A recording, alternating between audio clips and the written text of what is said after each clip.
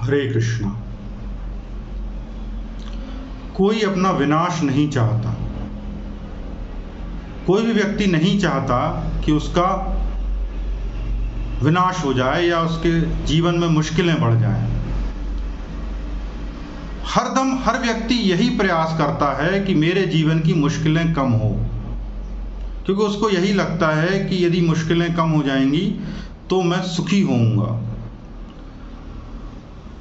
मुश्किलें जो हैं वो आजीवन चलती रहती हैं, पर कई बार ऐसी कश्मकश आती है कि हम ये निर्णय नहीं ले पाते कि इस स्थिति में हमें आगे क्या करना है। हमारी चेतना दुविधा में फंस जाती है। हम ये निर्णय नहीं ले पाते कि इन दो रास्तों में से हमें किस रास्ते पे चलना है। तो उस रास्ते को चूज करते समय हम अपने भीतर चिंतन करते हैं, मनन करते हैं। कोई अपने मित्र से पूछता है, कोई माता पिता से पूछता है, कोई पढ़ता है, लिखता है कि हमें इन दो रास्तों या तीन रास्तों में से किस रास्ते पे चलना चाहिए, किस तरह से चलने पे हमें अपने जीवन में ज़्यादा सफलता मिलेगी, हमारा जीवन अधिक मंगलमयी होगा। तो ऐसी स्थिति में भगवत गीता में क्या लिखा हुआ है कि जब अर्जुन को भगवान कृष्ण समझा रहे हैं कि तुम युद्ध करो,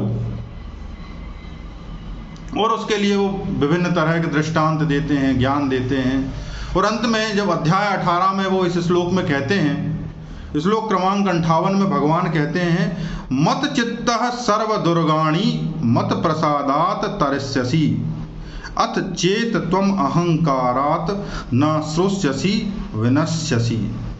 यदि तुम मुझसे भावान्वित होगे तो मेरी कृपा से तुम बुद्ध जीवन के सारे अवरोधों को लांघ जाओगे, लेकिन यदि मिथ्या अहंकारवश ऐसी चेतना में कर्म नहीं करोगे, मेरी बात नहीं सुनोगे, तो तुम विनष्ट हो जाओगे। या भगवान ने कहा है कि यदि तुम मेरी बात नहीं सुनोगे तो विनष्ट हो जाओगे, और यदि तुम मेरे अनुसार चलोगे तो बद्ध जीवन के सारे अवरोधों को लांघ जाओगे। तो पहली लाइन ये है कि बद्ध जीवन के सारे अवरोधों को लांघ जाओगे। भगवान ने यह नहीं लिखा कि तुम सफलता प्राप्त करोगे,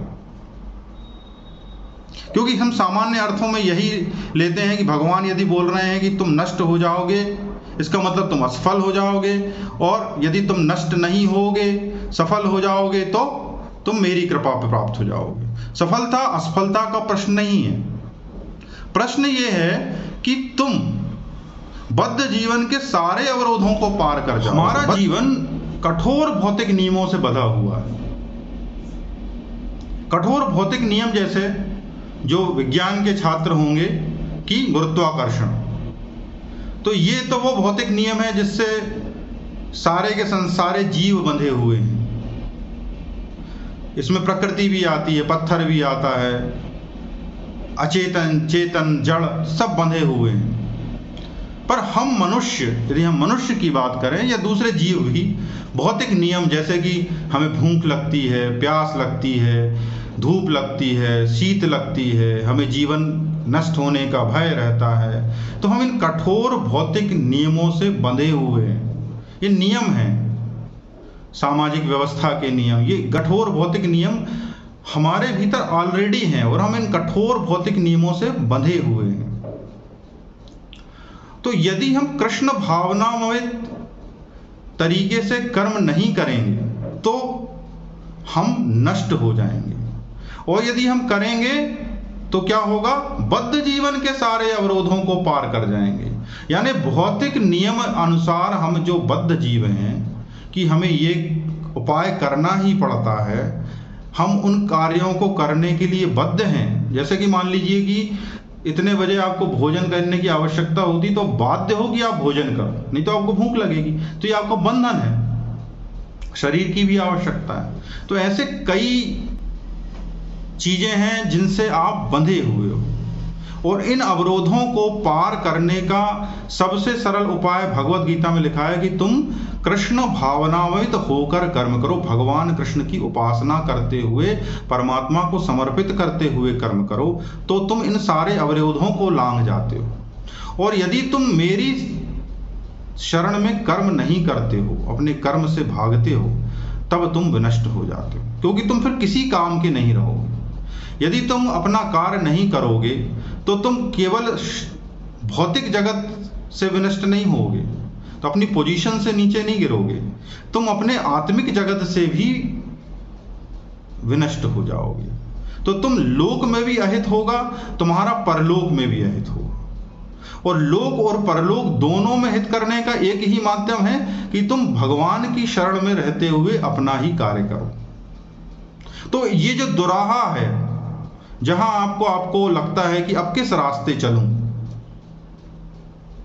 क्योंकि आपको असफलता का भय लगता है, अनिष्ट का भय लगता है, तो आप उस समय ये दृढ़ रहें कि आपके पास एक ही रास्ता है। ये दो रास्ते हैं, ये केवल भ्रम है। रास्ता केवल एक है कि भगवान की शरण में रहते हुए कर्म करो। लेकिन सफलता के अधिकारी आप नहीं हो, आप केवल कर्म के अधिकारी हो। और भगवान की शरण में रहते हुए कर्म करने से क्या होगा, आप भव बंधन की बाधा से पार हो जाओगे। तो ये जो दिशा निर्देश है, जो सफलता या असफलता दोनों ही स्थितियों में आपको दिशा निर्देश देने वाला है, श्लोक क्रमांक 58 है, अध्याय 18 में दिया हुआ है। आप इस श्लोक को पढ़ के अपने जीवन में जो दुविधाएं हैं उनमें निर्णय लेने की शक्ति प्राप्त करें। ऐसी आशा के साथ आपको वीडियो सुनने के लिए बहुत बहुत धन्यवाद। यदि अच्छा लगे तो चैनल को लाइक करें, सब्सक्राइब करें, वीडियो को शेयर करें। हरे कृष्ण।